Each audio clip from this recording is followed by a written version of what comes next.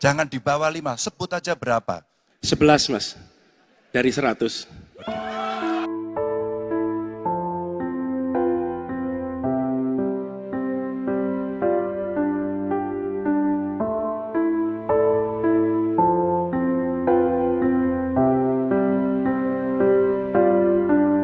Saya terpaksa bikin konten malam-malam. Ini sudah jam 1:04 dini hari. Ini gara-gara istri saya beberapa kali menangis. Karena apa? Merasa iba, merasa kasihan dengan Pak Prabowo yang begitu dilecehkan, direndahkan oleh yang namanya Anies Baswedan. Benar-benar Anies Baswedan begitu tega, begitu kejam, begitu jahat terhadap Pak Prabowo. Itu yang saya tangkap dari istri saya. Dan ternyata itu banyak berseliweran di beranda TikTok saya.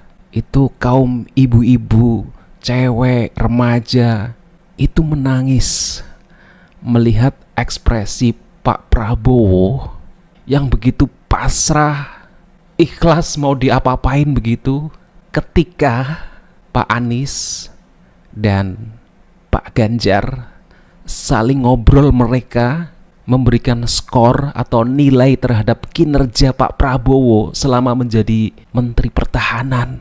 Pak Ganjar ngasih angka 5 dari 0 sampai 10. Dan tragisnya dan mirisnya, Pak Anies hanya ngasih angka 11 dari 0 sampai 100. Dan Pak Prabowo hanya bisa pasrah sama geleng-geleng dengan ekspresi, ya mungkin gak tahu ya, hatinya begitu terlukai, mau emosi mungkin sudah tidak bisa, mungkin apa ya, suaranya tercekat di antara tenggorokan ini begitu. Dan akhirnya ya hanya bisa pasrah. Yang menurut saya apa ya, Pak Prabowo ini ya punya kesabaran yang luar biasa ya. Meskipun tetap emosi, apalagi di awal-awal sudah diserang sedemikian rupa, bahkan mengarah ke pribadi, personal, yang niatnya ingin menjatuhkan. Dan Pak Prabowo menurut saya cukup tegar sampai akhir. Dan memang yang saya nggak habis pikir ya, Pak Prabowo di antara mereka kan paling tua, paling senior, dan sudah berpengalaman. Apalagi di mata Pak Anies, ya Pak Prabowo meskipun dianggap sekarang musuh politiknya, tapi kan dulu-dulu pernah berjasa, paling tidak menjadikan Pak Anies menjadi gubernur Jakarta. Dan tentu banyak pengorbanan dari Pak Prabowo, bukan hanya partainya, tapi juga beliau sendiri. Hartanya sudah diberikan kepada Pak Anies demi memenangkan pemilihan gubernur Jakarta. Itu kok nggak dilihat begitu. Jadi sampai sebegitunya apa istri saya dan mungkin para wanita-wanita lain, kok tega ya ada orang yang sekejam itu, sejahat itu atas kebaikan orang lain begitu. Mau dihargai, diapresiasi gitu. Jadi Pak Prabowo di mata Pak Anies itu nggak ada baik-baiknya, nggak ada positifnya, nggak ada mungkin faedahnya, nggak ada manfaatnya. Kerjanya ya nggak ada begitu, nggak ada jasanya buat negeri ini. Mungkin Pak Prabowo jadi tentara, sudah perang dengan penjajah, dengan kaum separatis gitu.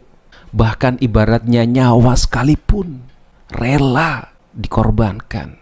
Itu kayak gak ada harganya sama sekali di mata Pak Anies. Nah itu yang kayaknya justru Pak Anies itu menimbulkan banyak kebencian, menebarkan kebencian, dan semakin melukai perasaan hati. Ya oke lah, Anies pintar, cerdas, intelektual, hebat berretorika, bermain kata-kata, luar biasa. Tapi cuma pertanyaannya, gak ada sedikit pun rasa hati terhadap Pak Prabowo, mbok sedikit berempati.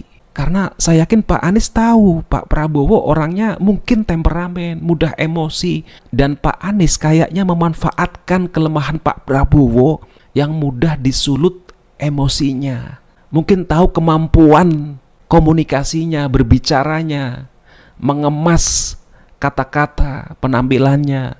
Saya yakin Pak Anies tahu kelemahan Pak Prabowo, sehingga ya enak saja diserang mulai dari awal sampai akhir. Bahkan ini ya, istri saya sampai sedikit rasis ya. Apa gitu ya? Kalau orang bukan orang Jawa, nggak ada pekewuh-pekewuhnya, nggak ada rasa mesake begitu ya. Ya pokoknya terjang aja demi untuk meraih kekuasaan. Yang penting secara logika masuk. Yang penting ada data, ada fakta. Yang penting ada argumentasi yang kuat. Ya, tapi ini terserah penilaian dari masyarakat Indonesia, para pemilih, para netizen. Ya ini hanya sekedar ungkapan saya setelah mendengar, melihat ekspresi dari istri saya yang kalau melihat tayangan atau melihat ekspresi Pak Prabowo waktu debat itu langsung otomatis menangis. Dan ini ternyata banyak sekali konten-konten video dari terutama dari kaum ibu-ibu, cewek, bahkan dari usia remaja gitu ya, anak-anak milenial yang juga menangis merasa iba terhadap Pak Prabowo gara-gara kebencian Anies yang luar biasa demi kekuasaan.